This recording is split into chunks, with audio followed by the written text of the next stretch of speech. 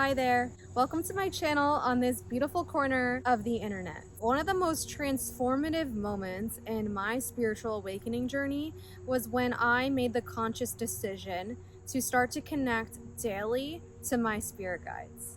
So in this video, I'm going to share with you how to start a daily connection with your spirit guides in a way that feels safe and also unique to you, to start to create a daily practice and connection that will be a lifelong relationship for the rest of your life. So the first step would be to create your first conscious connection to your spirit guides or to one spirit guide. I've covered how to connect to your spirit guides in a previous video, which I'm going to leave in the links. So if you have already previously connected to your spirit guides, you already feel that you're connected to them, I'm going to move on to step 2. So after you've made your conscious connection, my suggestion is to begin to decide when you feel like you would like to cultivate a daily appointment time with them. Are you more of a night person, a day person? You could also connect in both times as well. You don't have to follow a strict schedule. What you're doing is that you're also building a schedule where also your guides know that you are showing up to connect with them more consciously than normal. I also want to express that our spirit guides in any forms, in all forms, are always with us. We don't have to create these appointments of scheduled time to connect with them, but in the beginning, when you start to connect and it's your first time, this is just my advice and my recommendation, because it's going to help you build a foundation that then you could build off of.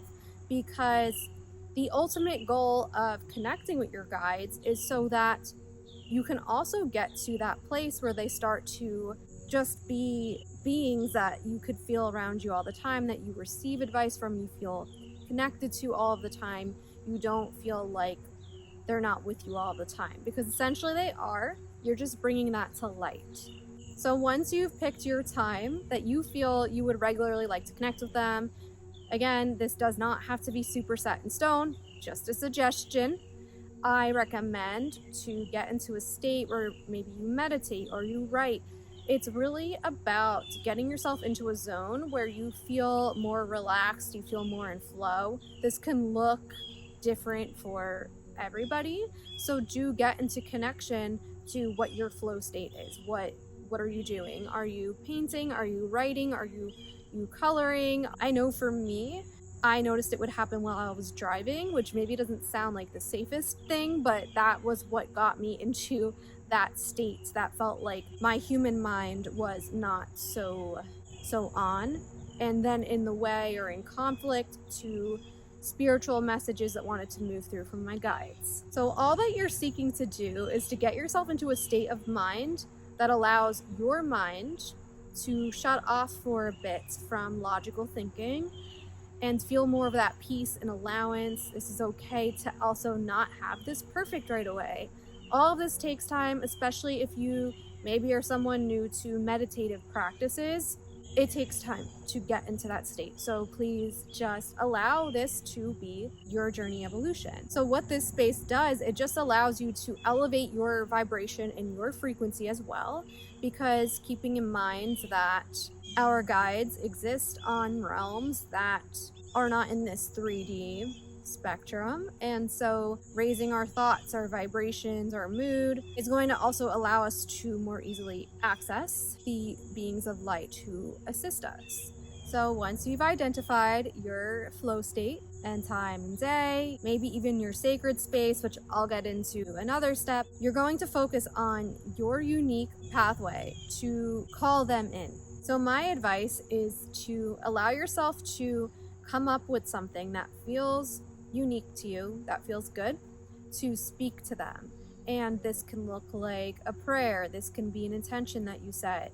Maybe it's connecting in with a crystal. Maybe it's when you open your notebook, you draw certain symbols, or you write certain numbers, or you write down names of your guides, which I'll also get into. but it's just what feels good to you to open the pathway to your guides. This could be different for everyone.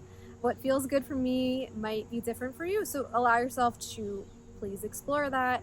But I just recommend to have something that feels inviting, that feels like you get into repetition to do each time, because that's going to help you set this sacred space, and it's going to help you get into the zone even easier and connect with your guides with a bit more ease and flow when you're starting out with connecting to them. So when I started, and I still say this to this day, I will say, "Dear God, angels, guides, universe, please allow me to connect to you in unconditional love and light, and allow me to please receive messages that I need to hear right now that is for the highest good and alignment for my journey with divine trust and sacred protection." And you can adapt your own version of that.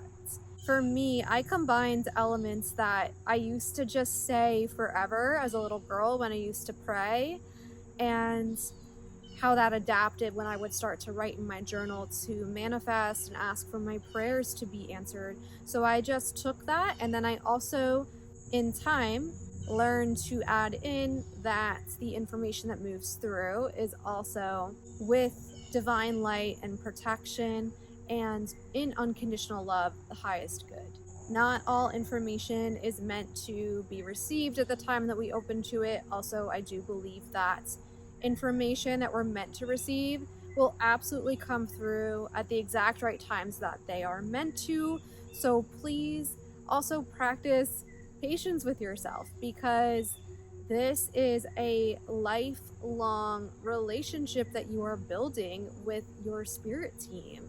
And that takes time. It takes loyalty, it's dedication. It's like building any other relationship that you have in this human reality. And we want to build relationships on foundations that last. So I invite you to please think about your guides in that similar light.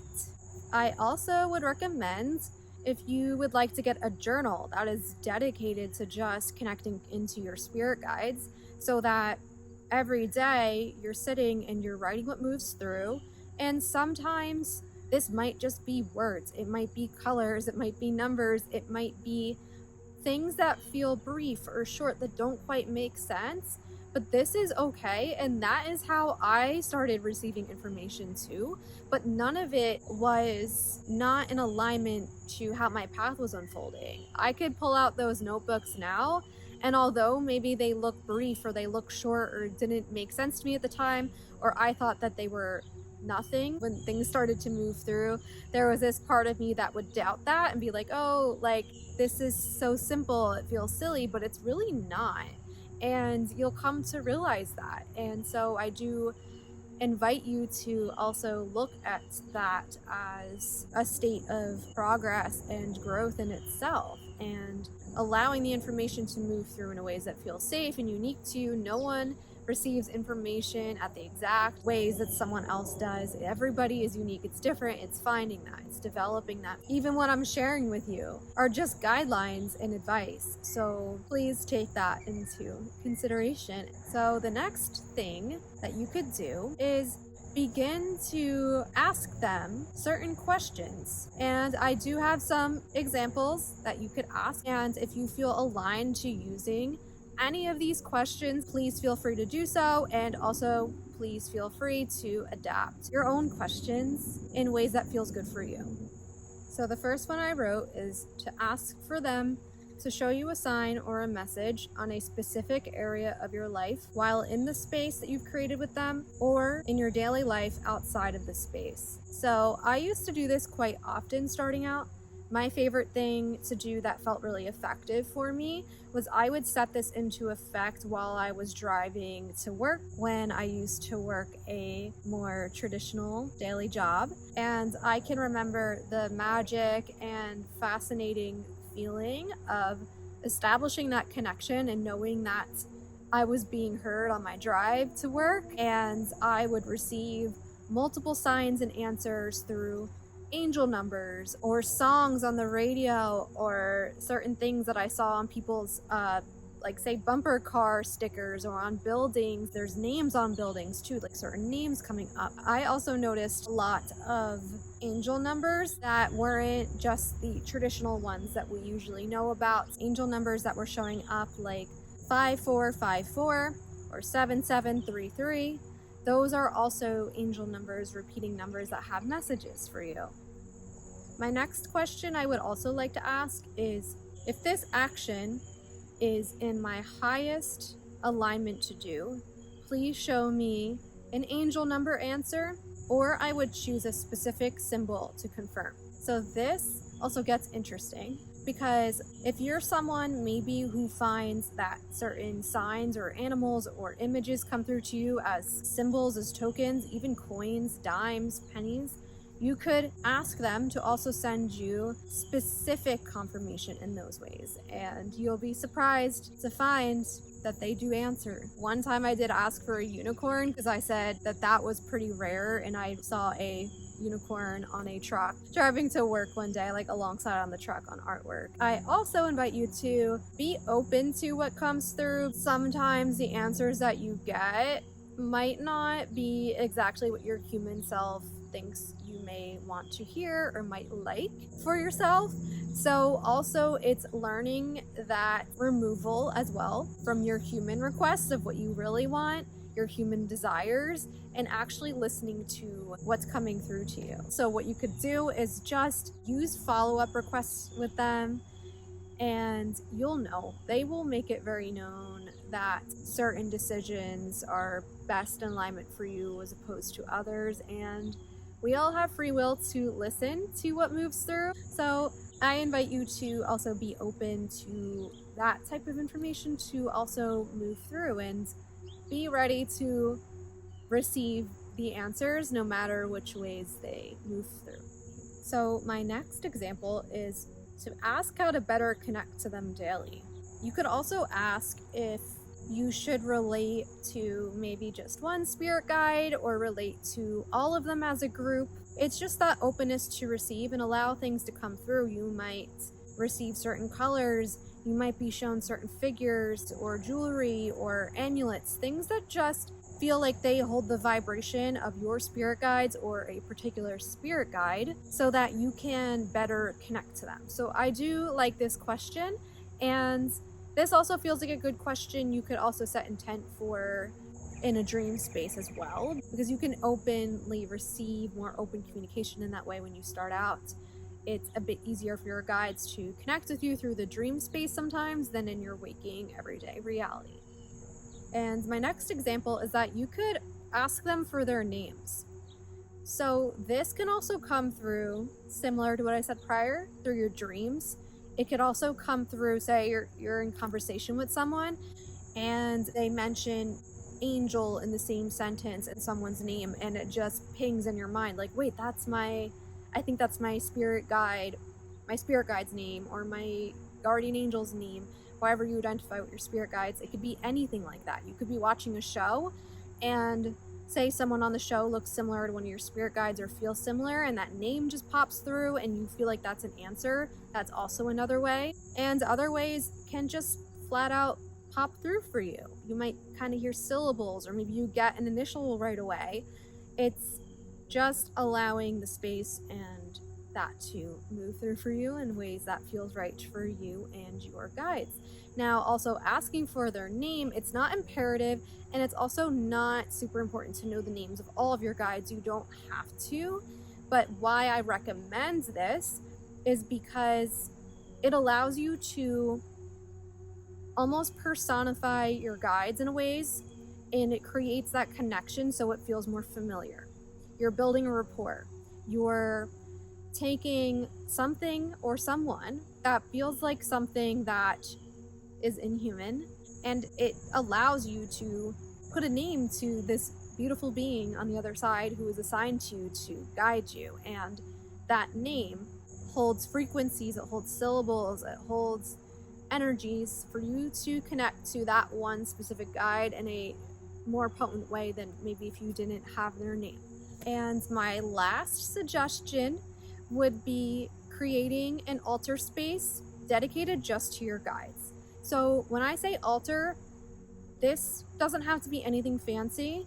It could just be this small space on your dresser or in your room, on a windowsill, and it doesn't have to be extravagant. It could be one thing. It could be something so small, but it's just this corner or place that you are designating to dedicate your time, your gratitude, and connection to your guides more specifically. It's a version of creating sacred space in a physical form, which could be very powerful, very potent, and very helpful when it comes to connecting to your guides, especially when you first start. So when I first started, I made an altar on my windowsill, and it is still there to this day, years later. I put just a few crystals, a candle holder, and one of my grandma's necklaces who passed on to me her mediumship gift, so it felt potent to me. And I also made sure that I had a candle there for Archangel Michael, because I really looked to his presence to keep me divinely protected in all of my connections. So if you feel connected to him, you could also do this. You don't have to. You could pick any other divine protector that maybe you identify with or you feel drawn to. If you have any deceased loved ones that you feel very connected to, keep an item with your altar space with them there. Our deceased loved ones are very much in connection with us as well, if they are also walking in unconditional love and light on the other side. That's another topic and explanation, so I'm just going to stick to spirit guides. So what I did was that every time I asked for a sign, I would go outside and grab a flower or a leaf, or sometimes I would find feathers, and I would leave them as my token of gratitude and appreciation to my guides. And I would also do this while in the request to them. And other times, say I received a really big sign or a message from them that I set intent for or wanted to know, I would find so much gratitude in receiving that answer, so that I would go out and again find some sort of offering and offer it to them on this altar. And this gratitude, I feel, really helped solidify to my guides that also I respected them, that then they could also bring to me more answers and guidance that I needed. This also helped me create trust with them. You're trying to build this trust and trust in the messages that you're receiving, and it's the allowance as time goes on. It takes time. It takes time for these messages that they give you at first to also unfold. So this is also why I say, like, patience is important, because it takes time to build this like genuine trust. And for me, this genuine trust in my guides, it definitely built over time. And every single time I would get a message from them or guidance or signs, I would get it multiplied. It was very prevalent. Like, they would really let me know. I would genuinely listen to their advice, because every time I didn't listen to something, things didn't align for me in a ways that felt best or in my highest alignment, I would not trade my relationship for my guides for anything else, because it built character in me, it built spiritual fortitude, and I genuinely feel that my journey was built in divine ways, in higher alignments that I never would have humanly been able to see for myself. And they've also protected me from so many experiences and things in my daily life that I would not have humanly been able to see or to know, and I know that I'm being protected every single day. So for me, my relationship with my guides is something that holds so true to my heart. So I hope that this video has inspired you to cultivate your own relationship with your guides, and has brought you advice to start to get started for a daily practice, and provided you with reasons why this is such a beautiful relationship to have and to cultivate. If you feel aligned to leave a like on this video to let me know that this was helpful to you, I would be so grateful. And if you feel like sharing anything in the comments. I would love to hear from you down below. If you have any other questions, I am open to talking more about this. This is video number 8 in my spiritual beginner series. So if you feel aligned to subscribe to this channel to also be a part of more videos to come, I would love to have you here with me again. Thank you so much for tuning in with me, and I hope to see you next time. Bye.